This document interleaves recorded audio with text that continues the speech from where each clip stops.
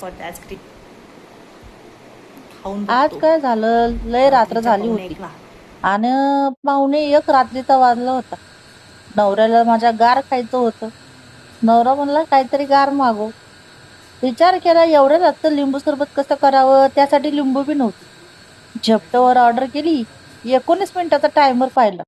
COD available नव्हतं म्हणून पहिले कॅश ऑन पेमेंट केलं.